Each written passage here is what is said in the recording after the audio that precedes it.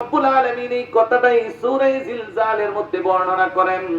আল্লাহ বলেন, ইযা যুলজিলাতিল আরদু জিলজালাহা, ও পৃথিবীবাসী স্মরণ করো সেই দিনের কথা যখন এই জমিনকে প্রকম্পিত করা হবে, জাকি দেওয়া হবে।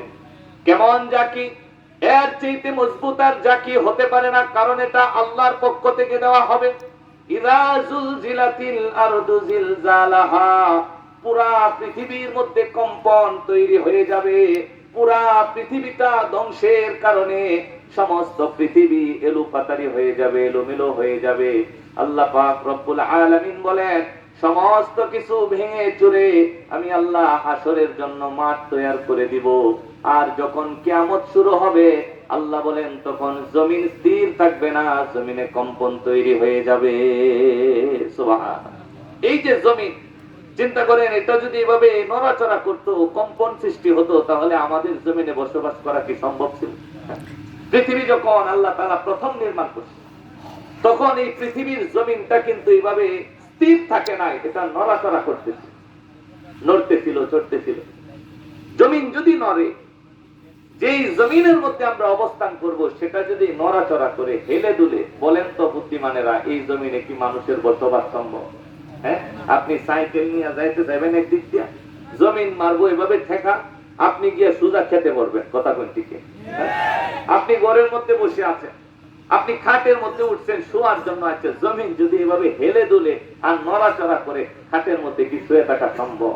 পৃথিবীর মানুষের জন্য বসবাসের উপযোগী ছিল না। আল্লাহ পাক রব্বুল আলামিনের নতুন সৃষ্টি জমিনের উপর বসায়া দিলেন। আল্লাহ পেরেক হিসেবে পাহাড়গুলিকে দুনিয়ার প্রান্তে প্রান্তে আল্লাহ স্থাপন করে দিলেন। কেন? আল্লাহ বলেন, এগুলি আমি পেরেক হিসেবে ব্যবহার করলাম, জমিন যেন স্থির হয়ে যায়, জমিন যেন নড়াচড়া না করে। কেন? কারণ জমিন যদি নড়াচড়া করে, আমার বান্দারা বসবাস করতে পারবে না, আমার বান্দাদের যেন কষ্ট না হয়, আমার বান্দাদের যেন সমস্যা না হয়। এই কারণে আমি আল্লাহ জমিনকে স্থির করে দিলাম, নীরব করে দিলাম, শান্ত করে দিলাম। কন্যা সুবহানাল্লাহ। কিন্তু আল্লাহ বলেন, এই শান্ত জমিন কিয়ামতের দিন শান্ত থাকবে না, এই জমিনটা নড়াচড়া আরম্ভ করে দিবে। বলেন তো সত্য না মিথ্যা? বলবেন হুজুর বলেন কোথা থেকে? আল্লাহ কোরআনের মধ্যে নিজেই বলতেছেন, ইযা যুলজিলাতিল আরদু জিলজালাহা। স্মরণ করো সেই ভয়াবহ দিনের কথা, যেই দিন জমিনকে ঝাঁকুনি দেওয়া হবে, যেদিন জমিনকে প্রকম্পিত করা হবে। কোন মানুষের পৃথিবীতে টিকে থাকা সেদিন সম্ভব হবে না। মানুষ তো দূরের কথা, ভয়াবহতার আকৃতি এত কঠিন হবে। আল্লাহ বলেন, উপর থেকে তারকাগুলি কষে কষে জমিনের মধ্যে পড়া আরম্ভ করে দিবে, দিক বেদিক হয়ে যাবে, সবকিছু উলটপালট হয়ে যাবে। আল্লাহ পাক রব্বুল আলামিন বলেন, জমিন কম্পনের মাধ্যমে কিয়ামত আরম্ভ হয়ে যাবে, ইসরাফিল সিংহায় ফুৎকার দিবে। এরপরের অবস্থা কি হবে? আল্লাহ পাক রব্বুল আলামিন বলেন, জমিন শুধু নড়াচড়া করবে না, ওয়া আখরাজাতিল আরদু আতকালাহা। জমিনের নিচে আমি আল্লাহ বিভিন্ন মূল্যবান সম্পদের খনি রেখে দিয়েছি, বিভিন্ন মূল্যবান সম্পদগুলি জমিনের নিচে জমা করা আছে। আল্লাহ পাক রব্বুল আলামিন বলেন, সেই ভয়াবহ দিনে জমিন তার ভিতর থেকে মূল্যবান যত সম্পদ আছে, সমস্ত সম্পদ জমিন উপরে বাহির করে দিবে। সুবহানাল্লাহ। দিনটা বড় কঠিন হবে ভাই। ওয়া আখরাজাতিল আরদু আতকালাহা। জমিনের ভিতরে যা আছে, স্বর্ণের খনি বলেন, রূপার খনি বলেন, কয়লার খনি বলেন, তেলের খনি বলেন, পেট্রোল ডিজেলের খনি বলেন, যেই সমস্ত সম্পদ এখন কালেক্ট করার জন্য শুধুমাত্র কোন দেশের মানুষ না, সারা বিশ্ব যেদিকে উৎপেতে আছে, কে কতটুকু জমিন থেকে অন্বেষণ করে নিতে পারে, অর্জন করে নিতে পারে। সম্পদের জন্য মারামারি, এক দেশের সাথে আরেক দেশের যুদ্ধ, এক দেশের সাথে আরেক দেশের লড়াই, কে কতটুকু জমিনের নিচ থেকে সংগ্রহ করে নিতে পারে। আল্লাহ পাক রব্বুল আলামিন বলেন, সেই দিন এই সম্পদের কোনো মূল্য থাকবে না। জমিন তার নিচ থেকে সমস্ত সম্পদগুলি ভূমি করে উপরে বাহির করে দিবে, আর এই সম্পদ কুড়ানোর মতো পৃথিবীতে একজন লোকও থাকবে না। জোরে কোন সুবহানাল্লাহ। আল্লাহ বলেন, ওয়া আখরাজাতিল আরদু আতকালাহা। এই ভয়াবহ পরিস্থিতি যেদিন সৃষ্টি হয়ে যাবে, জমিন প্রকম্পিত হবে, ভিতর থেকে যত মূল্যবান সম্পদ রাখা আছে সমস্ত সম্পদগুলি জমিন তার উপরে ছেড়ে দিবে। এই মুহূর্তে ওয়াকালাল ইনসানু মা লাহা, মানুষের আওয়াজ দিবে, মানুষেরা জিজ্ঞাসা করবে এই জমিনের কি হলো, এই জমিনের আজকে হচ্ছেটা কি। জমিন প্রকম্পিত হচ্ছে এবং জমিন তার নিচ থেকে সমস্ত সম্পদ বাহির করে দিতে। মানুষের আশ্চর্য হয়ে যাবে। আবার কেউ কেউ বলেন রূহের আওয়াজ হবে এটা, ওয়াকালাল ইনসানু মা লাহা, আজকে জমিনের হলো কি, জমিন নড়াচড়া করেছে, ভিতর থেকে সমস্ত মূল্যবান সম্পদগুলি উপরে বাহির করে দিয়েছে।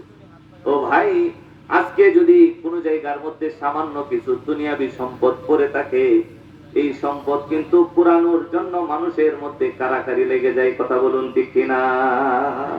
যদি মনে করেন একটা 10,000 টাকার একটা বান্ডিল পড়ে আছে, এই রাত্রেবেলা কয়েকজন রাস্তা দিয়ে হেঁটে যাচ্ছে, খুব ভালো বন্ধু, কিন্তু বলেন তো এই টাকার বান্ডিল যদি দেখে আর তার মধ্যে যদি আল্লাহর ভয় না থাকে, সে যদি দুনিয়া পিপাসু হয়, দুনিয়া লোভী হয়, তাহলে এই বান্ডিল নেওয়ার জন্য কারাকারি লাগবো কিনা?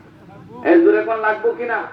লাগবো। তার মানে বোঝা যায় সম্পদ কুড়ানোর জন্য মানুষের মধ্যে প্রতিযোগিতা আছে। এটা কিয়ামত পর্যন্ত থেকেই যাবে, থাকবে মানুষের মধ্যে। কিন্তু আল্লাহ বলেন সেই দিনের ভয়াবহতা এত কঠিন হবে যে মানুষের সামনে সম্পদের প্রাচুর্য পড়ে থাকবে, সমস্ত সম্পদ জমিনের নিচ থেকে উপরে তুলে দেওয়া হবে, এরপরেও সেই সম্পদ সংগ্রহ করার মন মানসিকতা পৃথিবীর একটা মানুষের কাছেও থাকবে না। কেন? কারণ এই ভয়াবহতা দেখার পরে সম্পদ কুড়ানোর আর মানসিকতা নিজের মধ্যে কাজ করবে না। শুধু এই চিন্তা করবে আমি যে জীবন যাপন করলাম, আজকে না জানি কি হচ্ছে, না জানি এরপরে আমার অবস্থান কোন জায়গায় হয়। কথা বলুন ঠিক কিনা?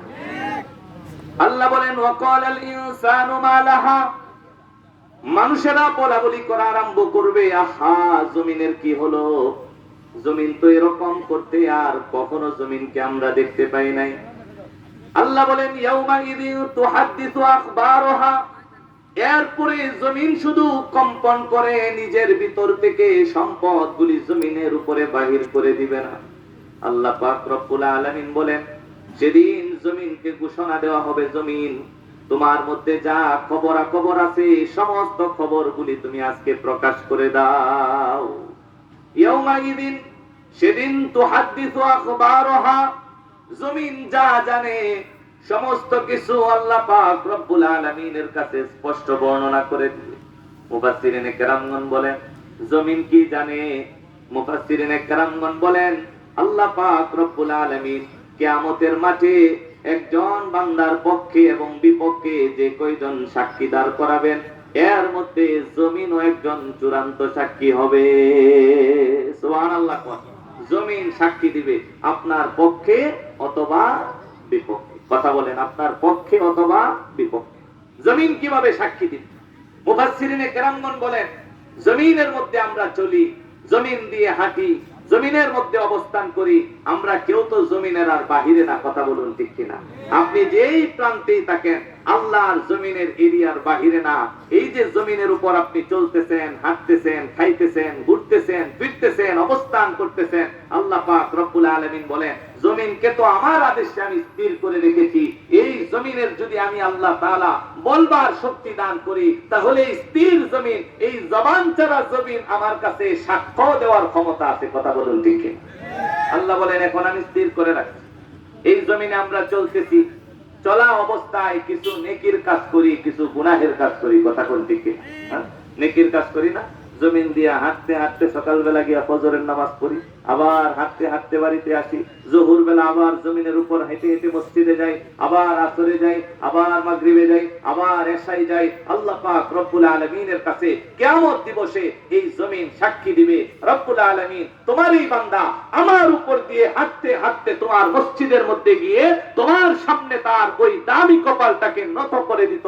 রব্বুল আলামিন আজকের এই দিনে আমি এই বান্দার পক্ষে সাক্ষী হয়ে গেলাম। কন্যা সুবহানাল্লাহ।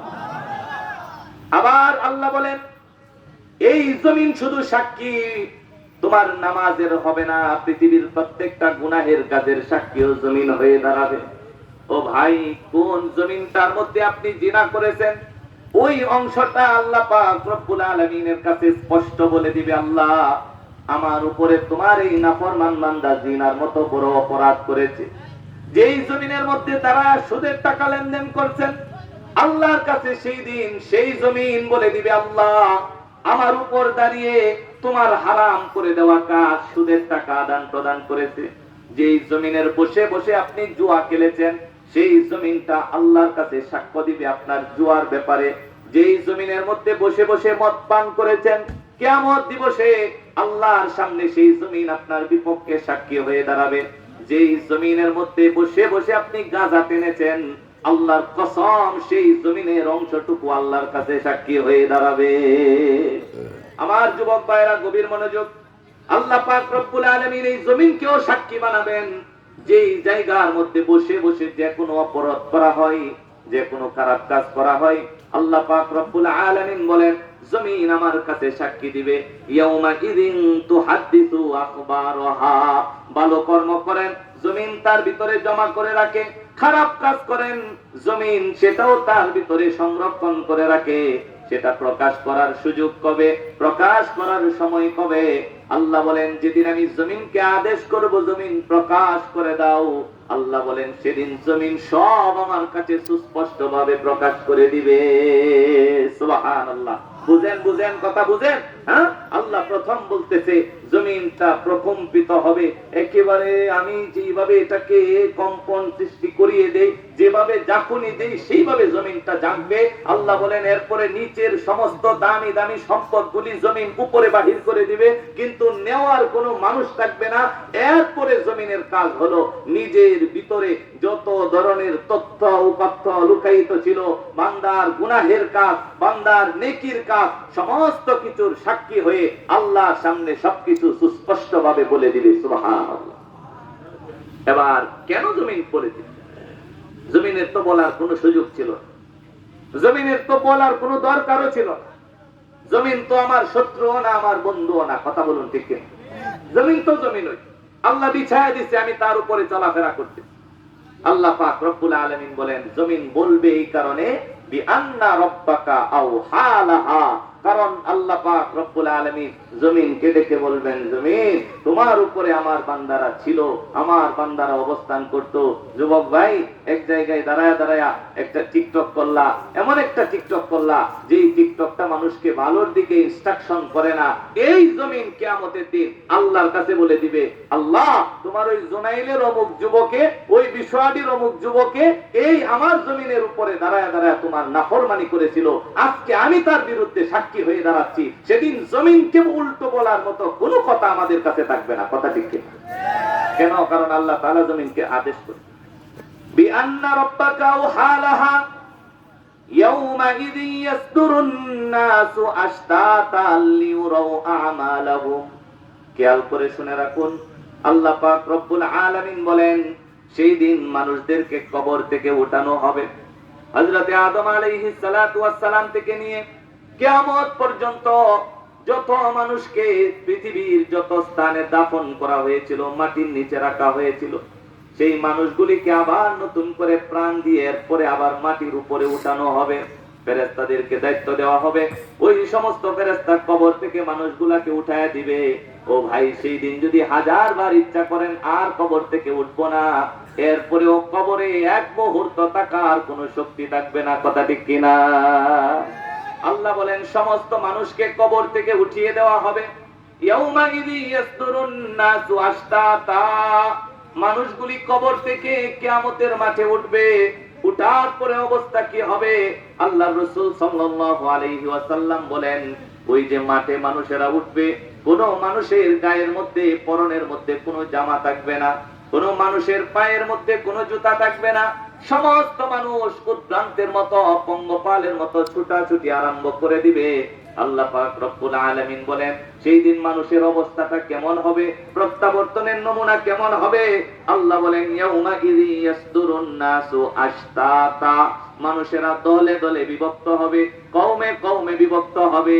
বিভক্ত হয়ে হয়ে কিয়ামতের মাঠে প্রত্যাবর্তন শুরু করবে। সুবহানাল্লাহ। দলে দলে ভাগ হবে। ও ভাই, দলটা হবে কিভাবে? আল্লাহর রাসূল সাল্লাল্লাহু আলাইহি ওয়াসাল্লাম বলেন, মুফাসসিরিন কেরামগণ এই আয়াতের ব্যাখ্যায় বলতেছেন, সেই দিন প্রত্যেকটা মানুষের আমল অনুযায়ী দল বিভক্ত হবে। আজকে যারা সুদখোর, ওই সমস্ত জায়গায় সুদখোরেরা আলাদা একটা কম হবে, আলাদা একটা দল হবে, এটা সুদখোরের দল। যারা মদখোর এরা আলাদা দলে বিভক্ত হবে, যারা জুয়াখোর এরা আলাদা দলে বিভক্ত হবে, যারা গাঁজাখোর নেশাগ্রস্ত এরা আলাদা দলে বিভক্ত হবে। আর যে সমস্ত মানুষ নামাজি, পরহেজগার, মুত্তাকি এদের দল আলাদা হবে। যে সমস্ত মানুষ আল্লাহওয়ালা বুজুর্গ এদের দল আলাদা হবে। এইভাবে দলে দলে বিভক্ত হয়ে সেই কিয়ামতের মাঠে তারা প্রত্যাবর্তন চলাফেরা আরম্ভ করবে। জোরে কোন সুবহানাল্লাহ।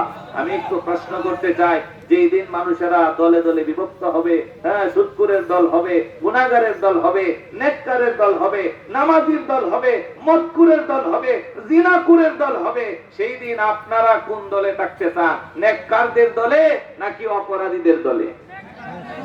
আরো আস্তে কোন, নেককারদের দলে না অপরাধীদের দলে? ও, নেককারদের দলে যদি থাকতে চান তাহলে দুনিয়াতে মনে হয় নেক কাজ করে যাওয়া লাগবে না নাকি? না, নেক কাজ করা লাগবে, এটা আমরা সবাই বুঝি, কিন্তু মানার সময় আর মানতে পারি না আর কি। বুঝার সময় সবাই 16 আনা বুঝি, কিন্তু মানার সময় পিছপা হয়ে যায়। আমার ভাই, শুধুমাত্র ইচ্ছা থাকলে হবে না। যদি চান কিয়ামতের মাঠে আমি যেন নেককারদের দলের শরীক হতে পারি, নেককারদের অন্তর্ভুক্ত হতে পারি, আজকে থেকে মেহনত জুড়াইয়া দিতে হইব, আজকে থেকে মেহনত শুরু করে দিতে হইব। নেক কাজ করলে না নেক কাজদের দলে যাওয়া যাইব।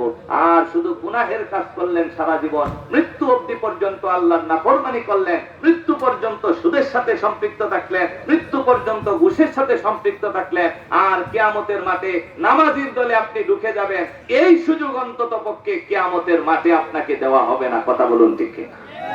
এরকম সুযোগ দুনিয়াতে থাকতে পারে, কিন্তু এই সুযোগ কিয়ামতের মাঠে কখনো দেওয়া হবে, কারণ সেদিন একমাত্র একজনের কথাই সমস্ত কিছু চলবে। তিনি কে? আরো জোরে বলেন, তিনি কে? আল্লাহ।